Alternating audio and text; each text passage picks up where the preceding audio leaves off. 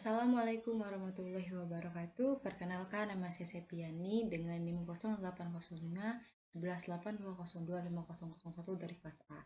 Di sini di video kali ini saya akan membahas tentang alat-alat oceanografi, kimia dan fisika. Nah, di mana kita mulai dari oceanografi fisika. Jadi, oceanografi fisika merupakan ilmu yang mempelajari hubungan antara sifat-sifat yang terjadi dalam lautan sendiri dan yang terjadi antara lautan dengan atmosfer dan daratan. Hal ini termasuk kejadian-kejadian pokok seperti terjadinya tenaga pembangkit pasang surut dan gelombang, iklim dan sistem arus yang terdapat di lautan. Nah, di sini saya akan membahas 4 alat-alat oceanografi fisika, yaitu yang pertama multimeter, yang kedua CC dish, dan 3 floating drop, dan 4 itu karometer. Nah, kita mulai dari yang pertama, yaitu multimeter. Apa itu multimeter? Jadi, multimeter adalah alat kebutuhan industri yang berfungsi untuk mengukur kualitas air, mengukur oksidasi dalam air, mengukur kadar oksigen dalam air, dan masih banyak lagi kegunaannya.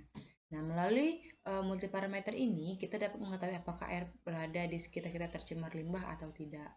Nah, jadi di sini bisa kita lihat gambar dari multimeter tersebut, di mana ternyata baru-baru ini multiparameter water quality checker meluncurkan series terbarunya, yaitu U53 series. Multiparameter quality checker U53G series multimeter water quality checker memiliki kelebihan yang tidak dimiliki oleh series terdahulu, yaitu U53G series tidak hanya dapat mengukur kualitas air, mengukur oksidasi dan oksigen, namun series terbaru ini sudah dilengkapi dengan GPS system, di mana water depth dan turbidity dan tungsten lime, sehingga membuat U53G series multiparameter water quality checker lebih lengkap daripada series terdahulu. Selanjutnya, prinsip kerja dari water quality checker bekerja dengan cara mengalirkan alur listrik ke dalam air. Arus tersebut akan bekerja untuk mengikat kandungan garam dalam air sebagai tolak ukur parameter terhadap pengujian air. Water quality checker sangat membantu para pengamat lingkungan atau K3, terutama bagi industri sebagai alat yang berperan penting dalam pengontrolan pembuangan limbah industri ke saluran air. U50 series multimeter water quality checker memungkinkan untuk mengukur dan menunjukkan hasil pemantauan secara simultan hingga 11 meter dalam satu unit. Nah, desain yang tangguh dan tangguh dengan mempertimbangkan pemantauan lapangan yang ramah di pengguna lokasi seperti ref, air tanah, air drainase, dan sebagainya, menyatukan fitur, fungsi, dan kinerja yang mempermudah pengoperasian semua orang. Nah, alat yang kedua yaitu CC dish. Mana CC dish ini bisa kita lihat gambar alatnya di sini. Nah, di sini berbentuk lingkaran dan ada talinya. Jadi, CC dish merupakan alat instrumen untuk mengukur kecerahan badan perairan, baik perairan tawar maupun laut atau asin. Nah, CC dish pertama kali diciptakan oleh ahli astrofisika yang bernama Fr. Piotr Angel Secchi pada abad 19, berbentuk lempeng dengan ukuran bervariasi berwarna putih. Nah, seiring dengan penelitian dan perkembangan CC dish kemudian dimodifikasi terus-menerus.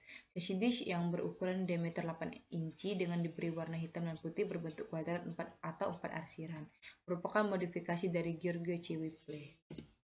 Nah, prinsip kerja dari CC dish tersebut yaitu yang pertama, terlebih dahulu ikatkan CC dish dengan tali. Yang kedua, turunkan piring CC dish yang berwarna hitam atau putih tadi secara perlahan sampai tidak terlihat lagi. Yang ketiga, catat kedalaman berapa meter CC dish tidak terlihat lagi atau D1. Angkat perlahan CC dish sampai dengan terlihat. Kemudian catat di kedalaman berapa meter CC dish terlihat atau D2. Untuk mendapatkan hasil yang maksimal, ulangi langkah tersebut sampai 3 kali. Alat selanjutnya yaitu floating draw. Nah, bisa kita lihat di sini floating draw.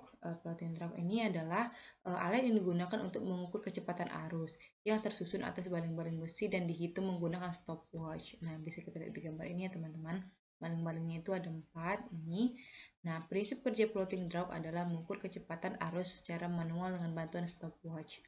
Tali panjang kurang lebih 1 meter yang diikatkan pada floating draw, kemudian alat tersebut dijatuhkan ke laut. Saat alat tersebut dijatuhkan, stopwatch mulai dihidupkan.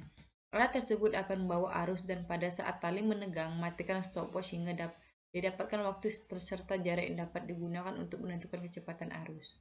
Nah, pengukuran arah dan kecepatan arus dilakukan sampai 3 kali ulangan pada tiap stasiun untuk mengetahui keakuratan hasil yang didapatkan. Ini menurut Nata Disastra et al. 2018. Alat yang selanjutnya atau alat yang terakhir pada oceanografi fisika yaitu current meter. Mana current meter ini bisa kita lihat di gambar ini, ada bagian-bagiannya yaitu 60 meter water insulator atau baling-baling. Ini juga ada bagian-bagiannya, tombol-tombol dari current meter tersebut. Apa sih itu current meter? Jadi current meter adalah alat ukur arus yang banyak digunakan karena dapat mengukur kecepatan dengan ketelitian yang cukup tinggi. Kecepatan arus yang diukur alat ini adalah kecepatan titik arus dalam satu penampang arus tertentu. Alat ini bekerja dengan adanya antara kecepatan arus dengan kecepatan putar baling-baling current meter. Nah, prinsip kerja dari current meter tersebut adalah propeller berputar dikarenakan partikel air yang melewatinya. Jumlah putaran propeller per waktu pengukuran dapat memberikan kecepatan arus yang sedang diukur apabila dikalikan dengan rumus kalibrasi propeller tersebut. Nah, jenis alat ini menggunakan sumbu propeller sejajar dengan arah arus disebut out propeller current meter. Dan yang sumbunya tegak lurus terhadap arah arus disebut price cap current meter. Nah, peralatan dengan sumbu vertikal ini tidak peka terhadap arah aliran. Nah, selanjutnya kita ke oceanografi kimia. Nah, di mana oceanografi kimia merupakan ilmu yang membahas mengenai kandungan bahan kimia yang terdapat dalam air laut, dinamika bahan kimia di laut, pengaruh bahan kimia bagi makhluk hidup di laut, dan sebagainya. Pada oceanografi kimia ini, saya juga akan membahas 4 alat-alatnya. Itu yang pertama HPLC, yang kedua spektrofometri, yang ketiga centrifug, dan yang keempat itu lemari asam. Kita mulai dari yang pertama. Yang pertama itu HPLC. HPLC ini memiliki kepanjangan High Pressure Liquid Chromatography. Nah, HPLC ini dapat diartikan sebagai suatu metode pemisahan molekul dengan media cair yang diberikan tekanan tinggi. Nah, seiring dengan perkembangannya, HPLC ini bertransformasi menjadi HPLC. HPLC ini High Pressure Liquid Chromatography bertransformasi menjadi High Performance yang awalnya jadi pressure menjadi Performance Liquid Chromatography. Nah, HPL juga dikenal dengan istilah KCKT atau kromatografi cair kinerja tinggi. Nah, fungsi dari HPLC tersebut adalah untuk menentukan atau mengukur atau menganalisa kadar bahan aktif pada suatu sampel obat, makanan, atau herbal, dan lain sebagainya. Lebih tepatnya untuk menguji. Nah, pada beberapa kasus yang berhubungan dengan obat herbal, alat ini digunakan untuk menentukan marker pada suatu obat herbal. Nah, prinsip kerja dari HPLC sendiri yaitu sebagai berikut. Dengan bantuan pompa fase gerak cair dialirkan melalui kolom ke detektor. Cuplikan dimasukkan ke dalam aliran fase gerak dengan cara penyuntikan. Di dalam kolom terjadi pemisahan komponen-komponen campuran. Karena perbedaan kekuatan interaksi antara solut terhadap fase diam. Nah, solut yang kurang kuat interaksinya dengan fase diam akan keluar dari kolom lebih dulu. Sebaliknya, solut yang kuat berinteraksi dengan fase diam, maka solut-solutnya tersebut akan keluar kolom deteksi oleh detektor, kemudian direkam dan bentuk kromatogram oleh alat ini secara tepat. Selanjutnya ada spektrofometri, di mana kita bisa lihat gambar dari spektrofometri tersebut ada di sini, di mana spektrofometer ini merupakan alat yang digunakan untuk mengukur absorbansi dengan cara melewatkan cahaya dengan panjang gelombang tertentu pada suatu objek kaca atau kuarsa yang disebut kuvet. Nah, sebagian dari cahaya tersebut akan diserap dan sisanya akan dilewatkan. Nilai absorpsi dari cahaya yang dilewatkan akan berbanding dengan konsentrasi larutan di dalam kuvet. Prinsip kerja dari spektrofometer ini adalah bila cahaya jatuh pada suatu medium homogen, sebagian dari sinar masuk akan dipantulkan, sebagian diserap di dalam medium itu, dan sisanya diteruskan. Nilai yang keluar dari cahaya yang diteruskan dinyatakan dalam bentuk nilai absorpsi karena memiliki hubungan dengan konsentrasi sampel. Alat yang ketiga yaitu centrifug. Nah, centrifug ini bisa kita lihat gambarnya di sini. Nah, centrifug ini merupakan alat yang digunakan untuk memisahkan organel berdasarkan massa jenisnya melalui proses pengendapan.